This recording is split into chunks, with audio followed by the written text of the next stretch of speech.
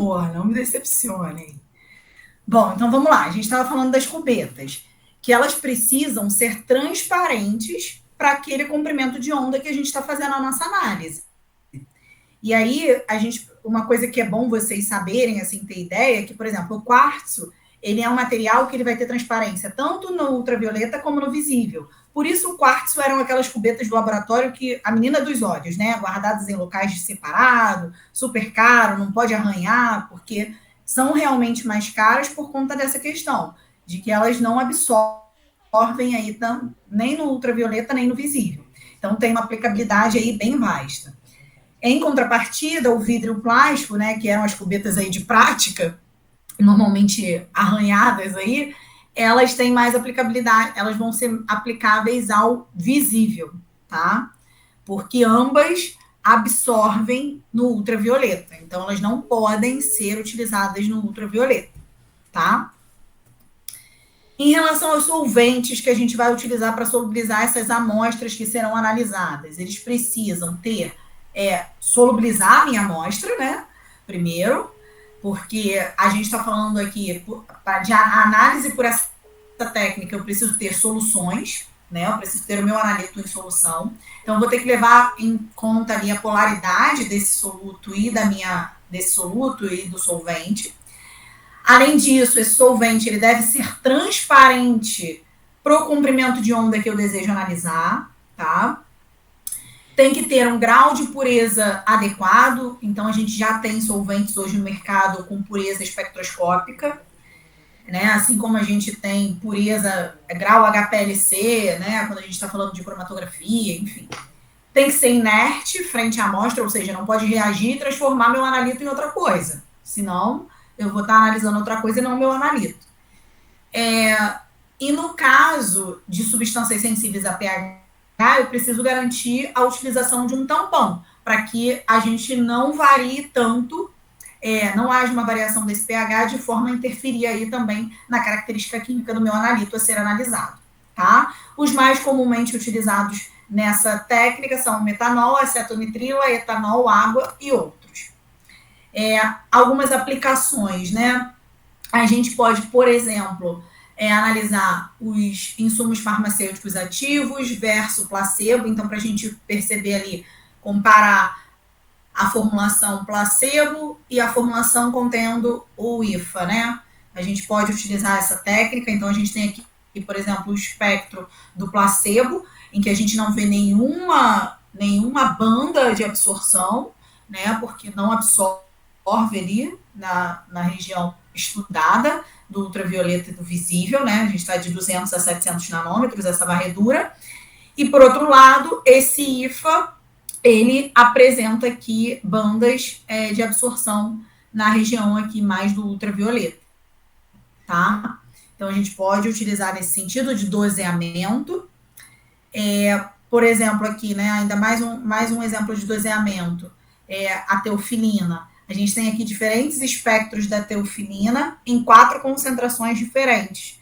Então, a gente poderia fazer o doseamento aí dessas diferentes amostras, desses diferentes comprimidos, para determinar a miligramagem aí do fármaco numa formulação, por exemplo, tá?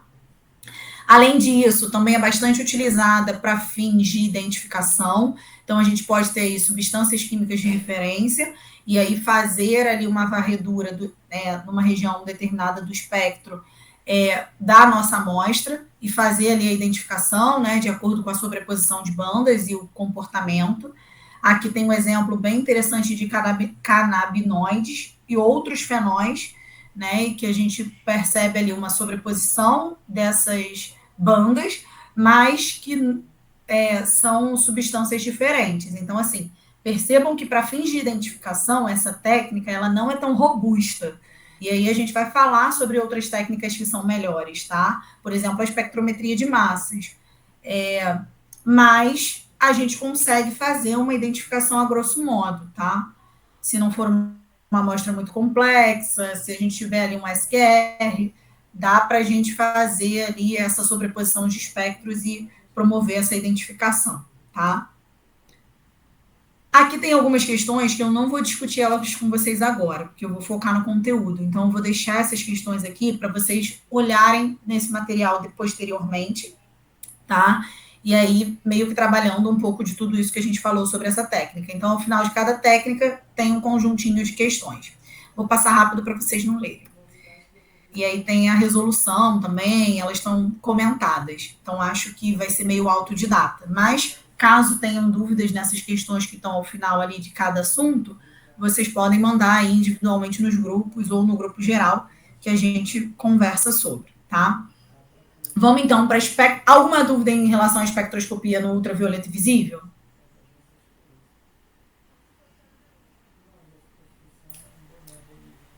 Bom, quem cala consente, vou entender que não. Vamos para a espectroscopia na região do infravermelho. Então, agora a gente está em outra região do espectro. Agora a gente está trabalhando na região do infravermelho. Como eu disse para vocês, essa é uma região em que eu tenho uma energia menor e comprimentos de onda maiores, né? E aí, portanto, nessa região, eu vou ter ali agora a interação da luz com a minha amostra, promovendo não mais transições eletrônicas, mas aquela dança ali das moléculas, né? Rotação e vibração. A faixa de comprimento de onda agora que a gente está trabalhando é de 4.000 a 400 centímetros a menos 1. Perceba que a unidade é diferente, né? Lá a gente estava falando de nanômetro, são comprimentos de onda bem menores e mais energéticos. Aqui a gente está falando de comprimentos de onda bem maiores, já na ordem de centímetros a menos 1, e muito menos energéticos, tá? Então a gente vai estar nessa faixa de 4.000 a 400 centímetros a menos 1. E assim como o ultravioleta, o infravermelho, ele também se subdivide em infravermelho médio, próximo e distante. Tá? Vou deixar aqui para depois vocês darem uma olhada com carinho nessa informação. E se tiver espaço no HD, é bom ter uma noção ali das faixas do médio, próximo e distante. Tá? Essa análise, essa técnica é muito utilizada para identificação de materiais.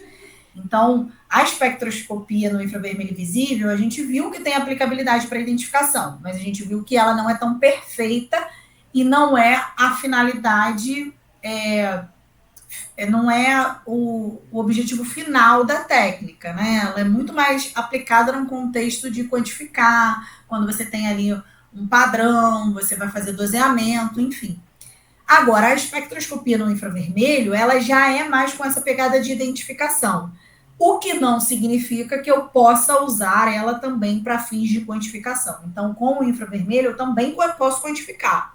Mas não é comum, tá? Não é comum fazer quantificação por infravermelho e não é trivial também. E aí, porque a gente também teria que estudar a intensidade de bandas. Aqui a gente também chama esses picos de banda. No cromatograma, né, aqui o tempo inteiro a gente está falando de espectro. No cromatograma a gente vai falar de cromatógrafo. Aqui são bandas esses picos. Lá são picos, né? São sinais. E, por exemplo, lá na espectroscopia, na espectrometria de massas, são picos.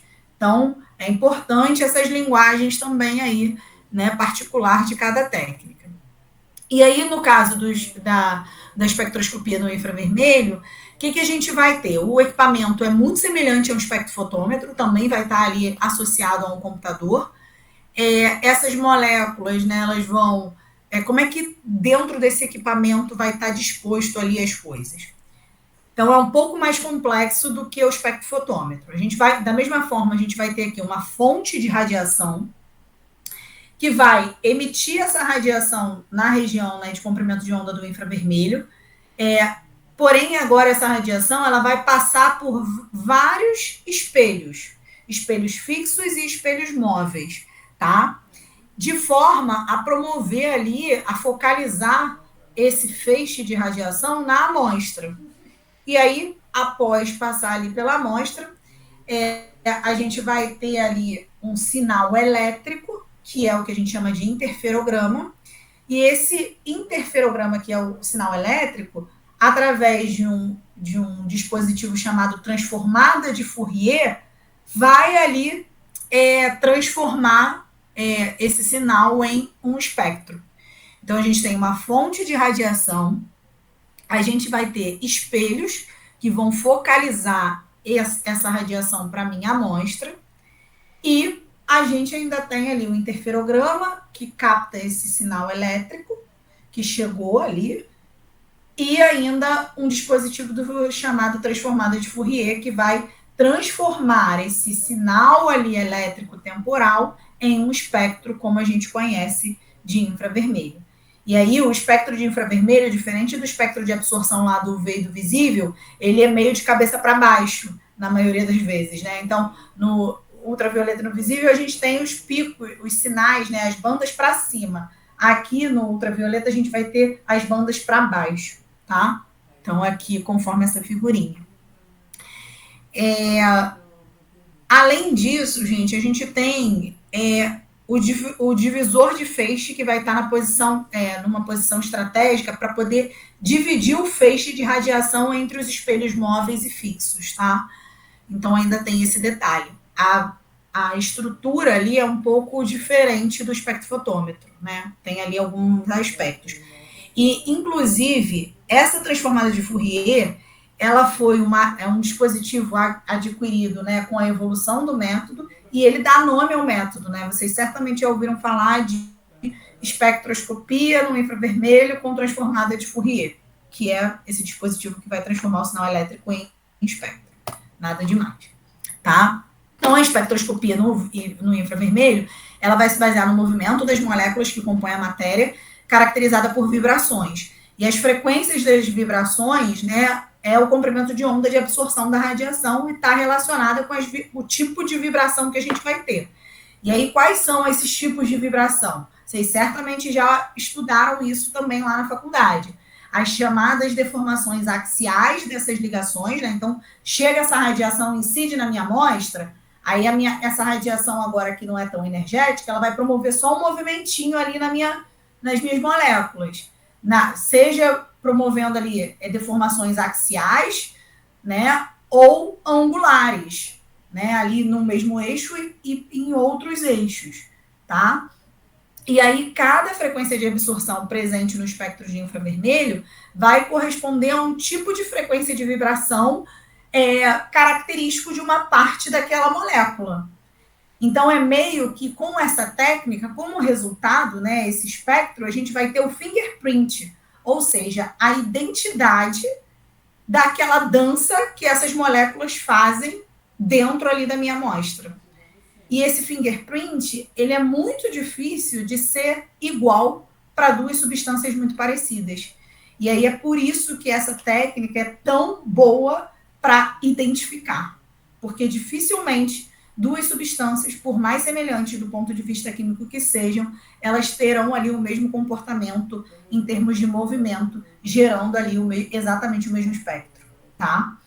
E aí, né, aqui só para vocês lembrarem, a gente vai ter essas energias aí, né? A luz incide e as moléculas lá dentro começam a dançar, né? Então, a gente tem ali as deformações do tipo axiais, né, no mesmo eixo, tanto simétrico como assimétrico, e as deformações angulares, que há ali a mudança de eixo, e a depender de como elas dançam, elas vão ter ali nomes específicos. Isso não vai cair, né? Mas é só para vocês também, só para as coisas fazerem sentido na cabeça de vocês, tá? E parar de virar uma decoreba pela decoreba. Então, como eu disse, é uma excelente técnica para identificar a estrutura molecular, né? Uma vez que a gente vai ter ali impressão digital desse composto. E aí, só para vocês saberem, aqui tem os diferentes compostos e as regiões que eles, né, vão absorver vão gerar bandas no espectro de infravermelho, tá? Isso aqui não precisa decorar, eles também não vão cobrar a elucidação estrutural para vocês, mas é só para vocês relembrarem, tá? Então, aqui também é um resumo das absorções no infravermelho. E aí, aqui, para ficar mais claro, né, um exemplo de espectro de infravermelho e as bandas aqui. Então, perceba que agora o espectro ele é de cabeça para baixo, a gente não tem mais absorbância, e sim a transmitância, e o número de ondas. Então, não é mais comprimento de onda, é número de onda versus transmitância nesse espectro. E aí, como a gente está tratando da transmitância, ele vai ter esse perfil de ser um espectro ao contrário, né? Não é para cima, ele é para baixo, essas bandas, tá? E cada banda dessa, dependendo da região aqui desse espectro, do número de onda, né? A gente vai ter ali a caracterização, se é um grupo hidroxila, se é um grupo carbonila, se é uma acetona, o que é, tá bom? Essa técnica, então, é utilizada para caracterizar e identificar grupamentos químicos de materiais orgânicos e inorgânicos.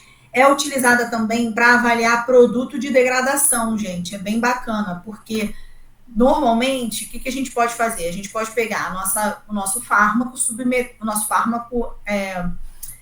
antes da análise, né? Antes de exposição a qualquer daquelas condições lá ditas na 53.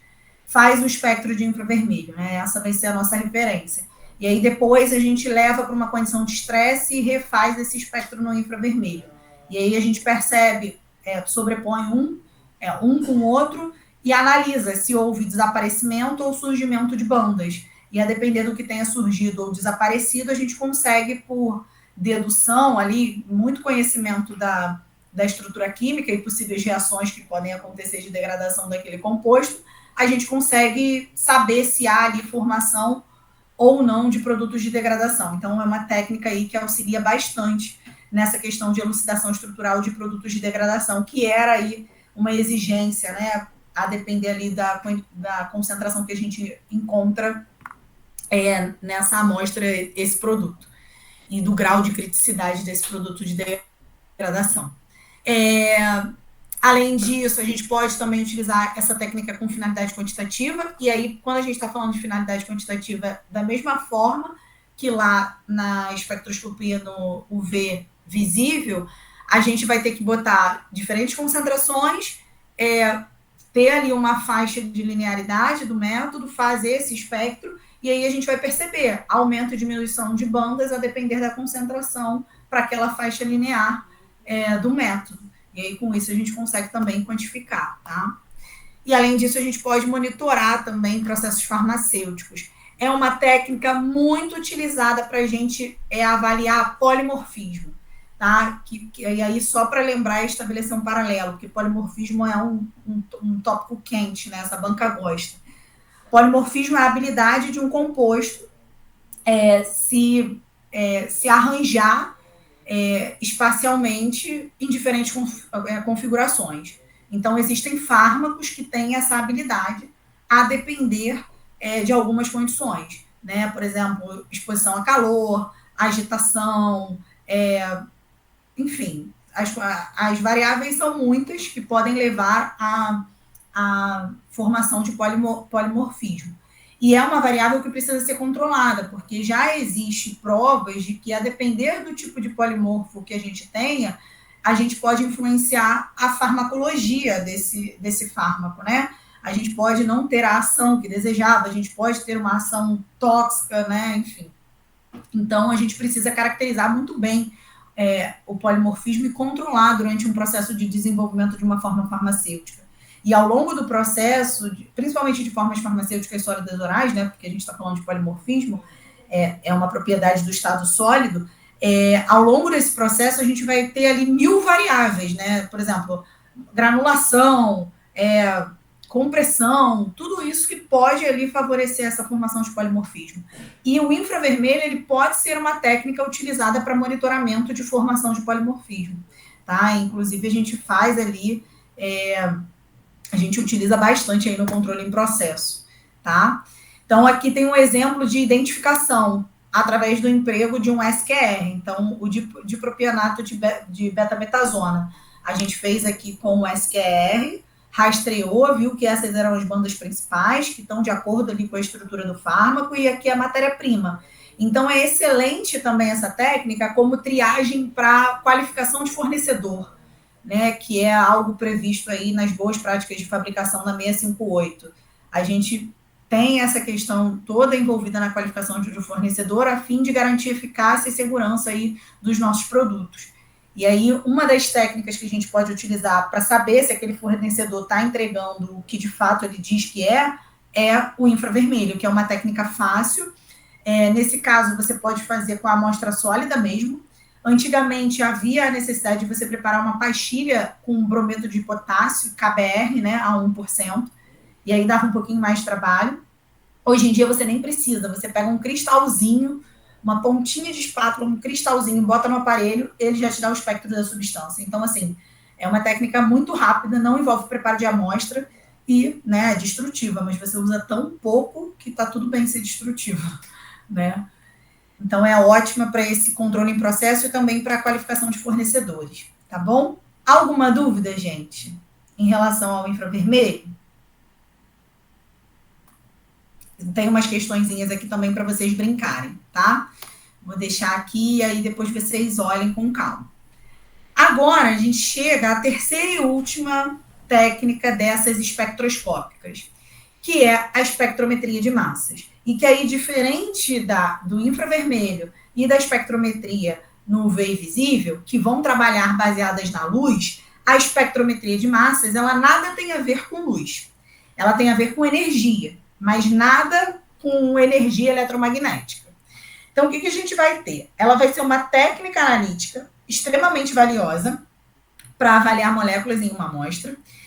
Essas moléculas, elas são convertidas numa fase gasosa em íons, e esses íons, eles vão ser, posteriormente, separados em razão da sua relação carga e massa. Então, tinha um slide aqui, ó. Tá. Em razão da sua carga-massa. Então, assim, o que a gente tem, na verdade? A gente vai ter lá a nossa amostra, uma energia muito forte vai incidir sobre ela, vai causar o que a gente chama de fragmentação. Essa fragmentação vai me gerar ali alguns compostos, alguns fragmentos carregados, com diferentes massas.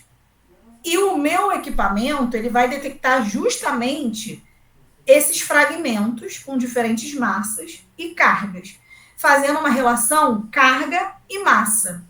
E essa relação carga e massa, quando chegar lá no meu detector, ela vai ser traduzida em picos, como esses daqui, me gerando esse espectro, em que eu vou ter aqui a abundância relativa, isso aqui é a relação carga-massa, tá? Essa, não tá aqui a legenda do eixo X, mas é carga-massa, MZ, tá? E aí eu vou ter a detecção de abundância relativa que alcançou ali o meu detector de cada um desses fragmentos, tá? E aí cada fragmento vai chegar em um momento em determinada quantidade lá no meu detector, porque vão ter fragmentos que vão ser mais pesados, vão ter fragmentos que vão ser menores, né? Que vão ter ali diferentes relações carga-massa. E aí, com esses fragmentos e a análise desse fragmentograma, esse espectro de massas, ele também é chamado de fragmentograma, porque eu tenho a representação dos fragmentos do meu analito. Então, através da interpretação desses fragmentos do meu analito, eu consigo montar um quebra-cabeça ao contrário. Eu pego os fragmentos, ao contrário não, né? Um quebra-cabeça. Eu pego os fragmentos e monto ali o meu quebra-cabeça, né? Chego ali no meu analito, na minha molécula. Então, é um método muito valioso para identificação. Muitíssimo. É o meu padrão ouro para identificação. E fora que, em termos de sensibilidade, ele é muito melhor do que o infravermelho. E muito melhor do que a espectrometria a espectrofotometria no infravermelho e no visível, tá? Então, eu consigo detectar na ordem, eu consigo fazer a identificação de substâncias, de analitos que estão ali na minha amostra, na ordem de ppm, micrograma, tá? Nanograma, picograma, utilizando essa técnica, tá? E aí essas massas, então, elas são colocadas nesse gráfico, que é o fragmentograma, o espectro de massas, e a gente vai ter uma relação de abundância, intensidade de cada íon que aparece com a relação ali carga-massa, tá? É uma técnica, então, que a gente vai conseguir estimar o peso molecular de um determinado analito. porque a gente vai ter ali... Aí, uma coisa importante, gente. Nesse fragmentograma sempre vai aparecer o fragmento representativo do íon molecular, né? Que a depender se a gente está falando de modo positivo ou negativo, e vocês já vão entender isso, ele pode estar adicionado de um ou não à massa, né? Esse íon molecular é o peso molecular do meu composto, do meu analito, tá? Então vai estar sempre presente no meu espectro, mesmo que em baixa intensidade. E o pico maior, ele é grande, né? Aquele pico que mais se destaca no fragmentograma, ele é grande por conta da sua estabilidade. Quanto mais estável for aquele fragmento, maior a chance dele alcançar o detector e maior, portanto, a abundância relativa. Então, o maior sinal aqui, o maior pico, significa maior estabilidade desse fragmento, tá? E ele é chamado de pico base. E normalmente a gente começa a elucidação estrutural de um analito pelo pico base e pelo íon molecular. Então, são duas coisas que vocês bateram o olho num espectro, vocês têm que saber. E por que isso é importante? Isso é importante no contexto de análises toxicológicas. A espectrometria de massas é uma análise que a gente usa muito para fins de toxicologia. É um padrão ouro, né? A gente usa aí para canabinoides, para caracterizar, para cocaína. E aí é muito importante a gente já ter alguns fragmentos até decorados no caso dessas drogas mais batidas, porque aí a gente bate o olho e a gente consegue já saber que é a cocaína, né? Se a gente olha lá o pico base, que, sei lá, a cocaína ela vai formar a benzilequigonina, a equigonina, né? Alguns fragmentos ali bem característicos e que tem até nomes aí que a literatura vai citar e que vai ser importante para a gente na toxicologia analítica determinar se o cara entrou ou não, né? Foi exposto ou não àquela droga. Então, é por isso que eu estou falando dessa questão do pico base e do íon molecular, tá? Porque eles vão estar sempre presentes ali e a gente sempre vai destacar eles. E é bom a gente gravar pelo menos o pico base, o íon molecular e mais um de cada droga dessas batidas. Porque vai que essa banca resolve fazer como a Essex lá no passado, que gostava de botar a espectrometria de massas e para essas drogas, botava lá o fragmentograma e pedia, né? A gente está falando de quem? Então, é bom dar uma olhada nisso, tá? Quando estiverem na toxicologia, prestem atenção quando falar aí de fragmentos, espectrometrias, até porque é o padrão ouro para análise de algumas drogas. Então, é importante também saber isso, né? Qual técnica é padrão ouro para análise do quê, tá? Não envolve absorção ou emissão de luz, como eu falei para vocês, está entre as espectroscópicas, mas é uma exceção, tá? O que a gente vai ter um feixe de elétrons de elevada energia que vai promover uma quebra nessa molécula. E as massas dos fragmentos e a sua abundância relativa vai nos dar informação acerca da estrutura da molécula, né? Montar esse quebra-cabeça.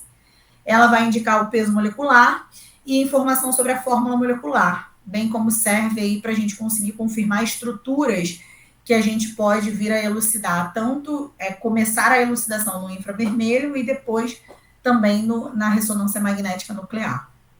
E a amostra, né, nela, o que vai acontecer? Essa amostra vai ser bombardeada por um feixe de elétrons com elevada energia que causa essa fragmentação, tá? E aí, o que a gente tem? O espectrômetro de massas, ele tem uma carinha como essa aqui. Normalmente, vocês acham ele acoplado aí ao HPLC ou também ao cromatógrafo gasoso. Então, existe muito essa combinação, essa hifenização de técnicas, cromatografia gasosa com espectrometria de massas e a cromatografia líquida com espectrometria de massas, tá? Nas análises farmacêuticas, mais a líquida com massas, tá? Quando a gente está falando de outros produtos, outras indústrias, aí mais a gasosa com massas. E aí, o que a gente vai ter dentro aqui desse aparelhinho? A gente vai ter um local de introdução dessa amostra, que pode ser sólida, líquida ou gasosa. Essa amostra, ela vai encontrar ali, vamos ter ali uma fonte de geração de elétrons, de íons. Então, essa amostra vai de encontro a esses elétrons, né, sendo ali acontecendo ali o que a gente chama de bombardeio. Esse bombardeio gera ali fragmentação e esses fragmentos vão passar por um analisador. Esse analisador ele tem de vários tipos. Quadrupolo é o mais comum deles. Tempo de voo é outro bastante famoso, mas a gente não vai entrar no pormenor de analisador de espectrometria de massas, porque são muitos, com muitas características, e não é o foco da banca. Lá na farmacopeia ele não vai dar esse enfoque também, então é só para vocês saberem. E aí depois a gente vai para um detector, que também existem vários tipos de detectores, né? E aí depois gera aqui o espectro de massas. Então a gente tem ali um sistema de alto vácuo, porque tudo isso está acontecendo no estado gasoso. É um sistema de entrada de amostra, essas amostras podem ser líquidas ou sólidas, tá? Fonte de ionização, que vão ser essas fontes que vão gerar ali os íons, tá? Para serem transferidos aí para a fase gasosa. O analisador de massas, que pode ser de vários tipos, como eu falei, o TOF, que é o tempo de voo, quadrupolo, Iron Trap, enfim. E o detector, tá? Então, basicamente, como eu disse, aqui é um diagrama esquemático da hifienização que a gente mais vê na indústria farmacêutica, que é um cromatógrafo, que a gente vai ter ali primeiro uma amostra complexa entrando na cromatografia, que vai promover a separação desses compostos. Uma vez esses compostos separados, eles vão diretamente para o espectrômetro de massa e serem analisados um a um e ter a sua identidade confirmada, né? E aí ali eles vão encontrar um sistema de alto vácuo, né, com uma fonte de ionização, que pode ser vários tipos também, um analisador e um detector, tá? O analisador de massas e o sistema de detecção são mantidos também sob alto vácuo, que não se aplica necessariamente ao sistema de ionização, pois esses podem estar à pressão atmosférica. Na verdade, o que acontece? Quando eles estarão à pressão atmosférica? Quando eu estiver acoplando a cromatografia gasosa, porque aí eu já estou falando de uma amostra que está no estado gasoso. Mas quando eu estiver falando de acoplar uma cromatografia líquida, eu tenho a necessidade de estar em alto vácuo, né? E foi justamente o avanço e a descoberta desse alto vácuo que permitiu essa a ligação, né, dessa interface entre o cromatógrafo líquido e a espectrometria de massas. Então, só uma curiosidade também. Então, aí aqui a representação do alto vácuo, né, só para vocês saberem. Então, a gente vai ter 5 etapas nessa análise. Introdução da amostra, ionização dessa amostra, passagem por um analisador, formando ali diferentes fragmentos com diferentes razões de massa-carga, e um detector que vai contar esses fragmentos e transformar num sinal elétrico. E vai gerar lá para a gente, né, aquele fragmentograma, ou aquele espectro. Ok? E aí, aqui um exemplo de aplicação, né? A gente pode ter ali um extrato complexo. Por exemplo, a gente está analisando uma mistura de canabinoides. E aí a gente faz um extrato, bota ali no HPLC, na cromatografia líquida, vai promover a separação desses compostos e aí acopla isso a um espectrômetro de massas. E aí identifica, tá? Quem são esses canabinoides. Como eu disse, a espectrometria de massas é muito utilizada no contexto de análises toxicológicas. A cocaína é uma droga que tem como padrão ouro a análise de espectrometria de massas, porque a gente consegue identificar claramente alguns dos metabólitos que são importantes nas análises forenses. Então, a gente vê aqui, ó, o pico 182, que é o pico base, o 304, que é o íon molecular, e aí ainda tem aqui o 82, que também é relativo a um metabólito que é gerado em grande quantidade, tá? Que eu acho que é a tá ali, a benzoilequionina, tá? E aí eu posso utilizar diferentes matrizes, né? A urina, o cabelo, a saliva, entendendo que o cabelo é uma matriz mais permanente, que eu vou detectar uma janela muito maior dessa droga. A urina e a saliva, né? Um contato assim mais precoce, tá? Da mesma forma, a gente pode ter aí o mesmo comportamento para alguns vasculhar a presença de alguns adulterantes na cocaína. É muito comum, principalmente no Rio de Janeiro, os traficantes adulteram a cocaína com uma porção de coisas, entre elas alguns anestésicos e estimulantes, que são tudo pó branco, e aí, através dessa técnica, a gente consegue identificar, né, vendo aqui alguns fragmentos que são formados, analisando uma amostra contaminada aí com esses adulterantes. Tá? A gente percebe que gera íons, picos aqui, representativos de íons bem diferentes da cocaína pura, por exemplo. Tá? Aqui mais umas questõezinhas para vocês fazerem. Tem dúvidas, gente? Alguma dúvida em relação a algo que foi falado?